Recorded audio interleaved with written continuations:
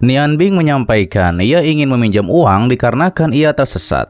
Akhirnya tetua tentara yang bernama Liu Lang memberikan Nian Bing pinjaman uang.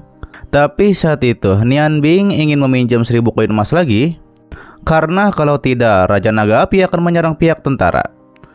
Terlihat Liu Lang menantang Nian Bing bertarung. Kalau ia kalah, ia akan memberikan semuanya kepada Nian Bing. Saat itu Nian Bing terkejut bahwa Liu Lang ini punya atribut cahaya. Hingga akhirnya terjadilah pertarungan di antara mereka berdua.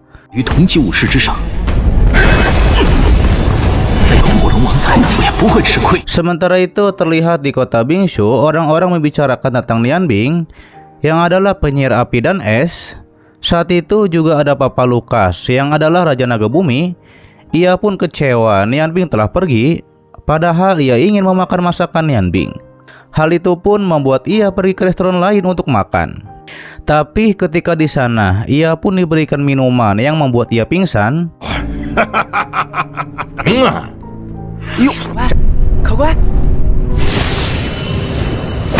Kembali ke pertarungan, terlihat Liu Lang mengajak Nian Bing bergabung dengan tentara bayarannya karena melihat potensi Nian Bing yang bisa memakai elemen ganda. Namun ketika pertarungan, Liu Lang melihat Leontin yang ternyata ini adalah anak yang dibicarakan oleh Nyonya Ruyan.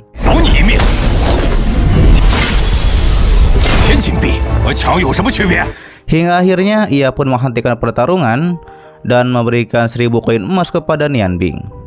Nian Bing yang mengetahui bahwa Liu Lang kenal dengan Nyonya Ruyan, ditambah lagi adalah adik ipar Liu Lang. Nian Bing tidak jadi mengambil 1000 koin emas ini. Namun tiba-tiba saja Raja Naga Api mengambil 1000 koin emas dari tentara, yaitu untuk makan dirinya. Tapi dikarenakan Nian Bing menyuruhnya untuk mengembalikannya, Raja Naga Api tidak masalah selama ia bisa makan enak.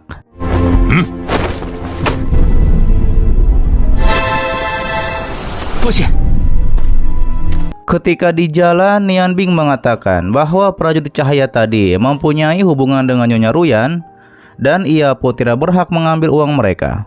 Akhirnya Nian Bing akan membuatkan makanan sup ikan umami bagi Raja Naga Api. Begitu mereka sampai di kota Auran, kembali ke restoran Raja Naga Bumi. Ketika pelayan yang adalah klan kegelapan akan mendapatkan botol, Raja Naga Bumi bangun dan langsung menyerang mereka. Namun ternyata botol yang dipegang oleh Raja Naga Bumi itu palsu, dikarenakan sebelumnya sudah ditukar. Kemudian klan kegelapan langsung kabur memakai gulungan tingkat 10.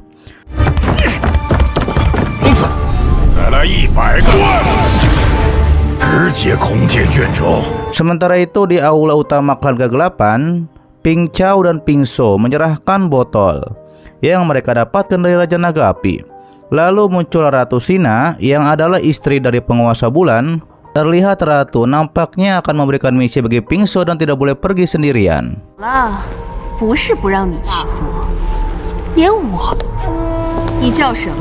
Kembali kepada Nian Bing dan Raja Naga Api yang sampai di kota Auran dikarenakan mereka memakai teleportasi. Kemudian Raja Naga Api mengajak Nian Bing pergi ke restoran yang memiliki pelanggan banyak. Sementara itu Nian Bing memikirkan agar segera mengirimkan surat yang dititipkan oleh Nonaro kepada Adipati Lan Yu. Nian Bing juga mendengar dari pelanggan di sana bahwa kekaisaran memilih berdamai dengan 2 kekaisaran lain, tapi itu hanya sementara, bertahan selama 3 tahun. Dan mungkin kekaisaran Qilo dan Huarong akan menyerang setelah 3 tahun. Mendengar hal itu, Nian Bing akan pergi ke Adipati Lan Yu dengan alasan bahwa ia akan mencarikan restoran yang enak bagi Raja Naga Api, yaitu untuk makan Raja Naga Api. Sementara di kediaman Adipati Lan Yu, ia pun resah dengan keputusan raja yang menyerahkan tanah wilayah untuk perdamaian. Saat itu juga ada Nyonya Ruyan yang menyuruh Adipati untuk istirahat. Meski begitu, Adipati tetap resah karena kekaisaran hanya bertahan sementara saja, dan ia sudah menyiapkan kesatria bulu perak untuk pertempuran lainnya. Di sisi lain, terlihat di luar gerbang, para tentara juga setuju dengan argumen Adipati, dikarenakan para menteri menyerahkan tanah wilayah untuk perdamaian, dan mereka harus lebih mengawasi kekaisaran Huarong, Qilo, dan juga Bingyu. Saat itu muncullah Nian Bing yang ingin menyampaikan surat kepada Nona Lan Chen. Tapi begitu mendengar Nona Lancen sudah pergi begitu lama ke pagoda Dewa Es, Nian Bing pun ingin menemui Adipati untuk membantu Nonaro memutuskan hubungannya. Para tentara menganggap Nian Bing adalah mata-mata, hingga akhirnya mereka pun langsung menyerang Nian Bing. Setelah hal itu muncullah Liu Lang yang mengenali Nian Bing. Nian Bing menyerahkan token Nona Lancen dan menitipkan surat bagi Adipati Lanyo. Lalu Liu Lang melaporkan hal ini kepada Adipati dan juga Nyonya Ruyan. Melihat mutiara dari Nonaro, Nian Bing pun dipersilakan masuk. Ketika melihat Nyonya Ruyan, Nian Bing mengingat masa lalunya. Di saat ia diberikan liontin oleh Nyonya Ruyan, dan jika Nian Bing mendapatkan masalah, yaitu di Kekaisaran Auran, maka tunjukkanlah saja liontin tersebut. Nian Bing mengatakan bahwa ia adalah anak waktu itu. Ditambah lagi ia dikejar musuh. Daripada itu ia mengganti warna rambutnya. Nyonya Ruyan juga menjelaskan kepada suaminya bahwa ini adalah anak yang waktu itu ia berikan liontin. Kemudian Nian Bing memberikan surat yang dititipkan oleh Nonaro untuk diberikan kepada Adipati. Nyonya Ruyan juga mengatakan ini kesempatan untuk menjalin aliansi dengan Kekaisaran Bingyo melalui Nonaro. Sementara Nian Bing akan memasak bagi Nyonya Ruyan, dikarenakan itu adalah keterampilan yang ia punya.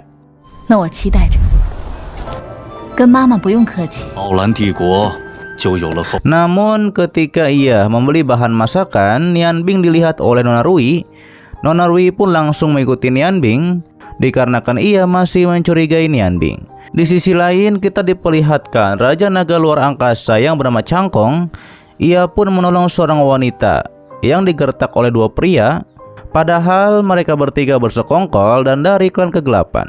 Mereka memakai seorang wanita untuk memperdaya Raja Naga Ruang, dikarenakan botol disembunyikan di dalam ruang-ruang kecil, dan hanya Cangkong yang bisa membukanya. Terlihat nampaknya wanita dari klan kegelapan ingin tinggal di rumah Raja Naga Ruang. Kembali kepada Nian Bing yang sadar bahwa ia diikuti oleh Nona Rui. Kemudian Nian Bing langsung menghentikan Nona Rui dikarenakan ia masih punya urusan lain, yaitu untuk memasak bagi Nyonya Ruyan.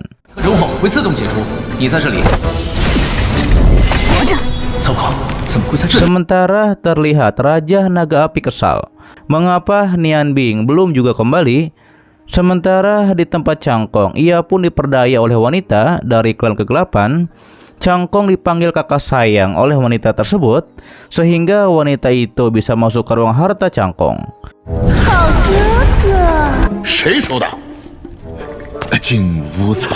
Kembali kepada Nian Bing yang langsung saja diserang oleh Nona Rui, dikarenakan ia masih mencurigai Nian Bing adalah mata-mata.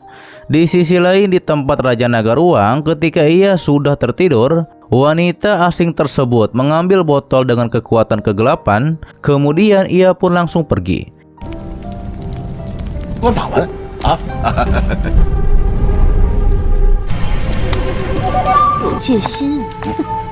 Setelah Cangkong terbangun, ia pun baru sadar bahwa botolnya telah dicuri, dan ternyata sebelumnya wanita itu berkomplotan dengan dua orang yang ditemuinya. Kembali kepada Nian Bing, saat itu Nona Rui tidak percaya bahwa Nian Bing tidak punya niat buruk kepada Adipati. Setelah mengetahui bahwa Nian Bing adalah pembunuh sihir, Nian Bing menjelaskan ia bukanlah mata-mata dan sebenarnya ialah yang dikejar oleh Kekaisaran Bingyo, yaitu oleh pagoda Dewa Es. Dan bagaimana mungkin ia bisa berpihak kepada mereka? Terlihat sepertinya Nyonya Ruyan tidak percaya apa yang dikatakan oleh Nian Bing, sehingga membuat Nian Bing dikepung oleh para penjaga. Akibat hal itu, Nian Bing diusir dari kediaman Adipati. Meski begitu, Nian Bing ingin memasak untuk terakhir kalinya bagi Nyonya Ruyan. Kemudian Nian Bing diantar oleh Nona Rui ke bidang arena untuk memasak. Rui. Sementara adik dari Nona Rui bernama Nona Meng, ia menjelaskan bahwa Nian Bing bukanlah mata-mata, yaitu setelah ia melihat surat yang selalu dibawa oleh Nian Bing. Kembali kepada Nian Bing yang tiba-tiba saja diserang oleh penjaga Adipati yang bernama Lan Xun.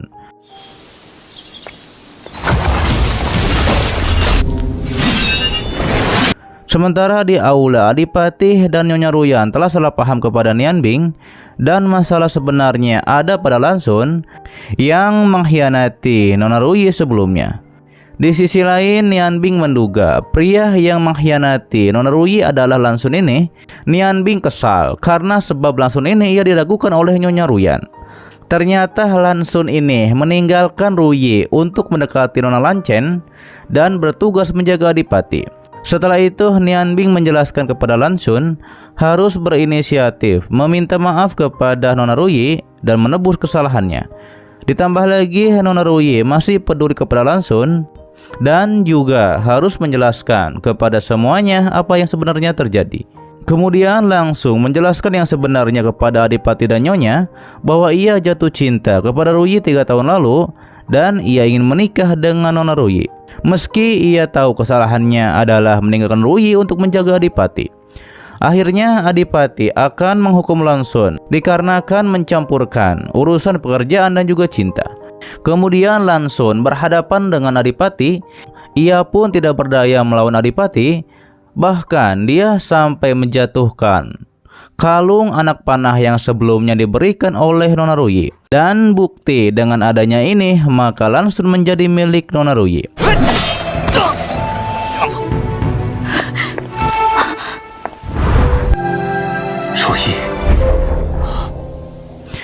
Terjadi kembali pertarungan di antara Adipati dan Lan Xun.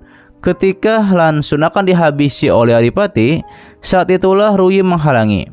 Ia juga menjelaskan ini juga salahnya karena ia tidak terlalu percaya kepada Lan Xun. Ternyata dari tadi sebenarnya Adipati hanya menguji cinta antara Lan Xun dan Nona Ruyi, dan ia pun merestui pernikahan mereka hari ini. Setelah hal itu, Nyonya Ruyan juga meminta maaf kepada Nian Bing karena kesalahpahaman ini.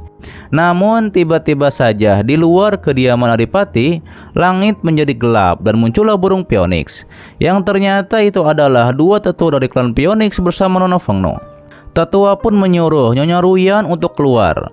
Sementara terlihat Pincau dan Pingso dari klan kegelapan, mereka pun menghipnotis bawahan dari Raja Naga Api, yaitu untuk mengantarkan kotak jebakan untuk diantarkan kepada Raja Naga Kegelapan dan istrinya. Kemudian mereka berdua pun sampai di puncak dingin.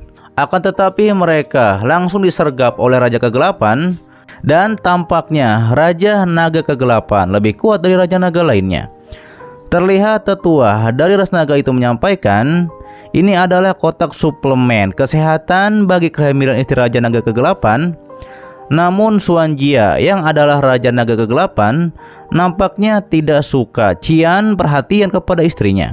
Namun ketika itu muncullah Guanlin yang adalah istri Raja Naga Kegelapan, dan dia adalah juga Raja Naga Cahaya. Akhirnya Guanlin menerima kotak jebakan tersebut karena jangan mempersulit bawahan Qian. Dan ketika Guanlin membuka kotak jebakan tersebut, saat itulah Pingsao dan Pingso beraksi untuk mengambil botol. Namun mereka berdua gagal dikarenakan gulungan tingkat 11 saja hanya bisa menahan sebentar Raja Naga Kegelapan. Akan tetapi mereka berdua berhasil kabur memakai gulungan. Setelah itu Raja Naga Kegelapan akan memanggil Raja Naga lainnya, yaitu untuk berkumpul karena ini masalah serius.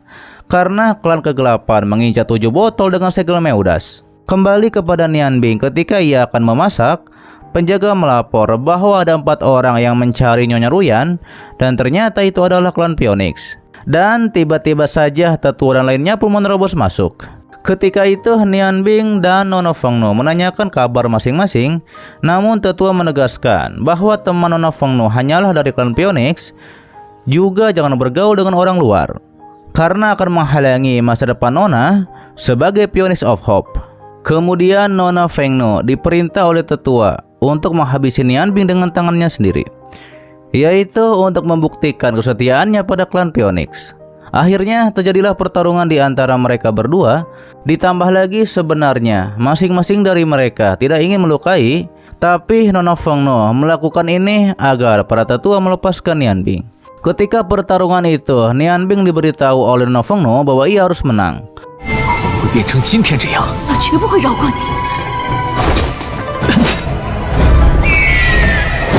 Nian Bing pun mengerti dan ia berpura-pura mati di hadapan Nona Fengno.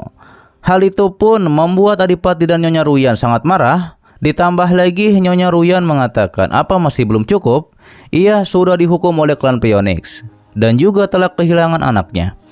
Ternyata tujuan dari klan Phoenix adalah memaksa Nyonya Ruyan untuk kembali ke klan Phoenix.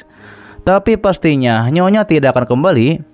Justru ia ingin membalas dendam atas kematian anaknya yang disebabkan oleh klan Phoenix. Karena tidak ada negosiasi, tetua menyuruh Nona Fengno dan Nona Xiang untuk menyerang. Oke guys, itu adalah dari Donghua yang berjudul Magic Save Fair or Ace part ke-19-nya di season 2 kali ini. Untuk pas selanjutnya akan diupdate spotnya, oke? Dan terima kasih buat kalian yang menonton sampai detik ini dan selalu mensupport channel admin. Sehat-sehat buat kalian semua dan jangan lupa di subscribe agar kalian tidak ketinggalan setiap notif berikutnya. Loncengnya juga dipencet, oke? Agar kalian tidak ketinggalan setiap video baru lainnya. Dan sampai jumpa kembali di video selanjutnya. Till next time and bye bye. Assalamualaikum warahmatullahi wabarakatuh.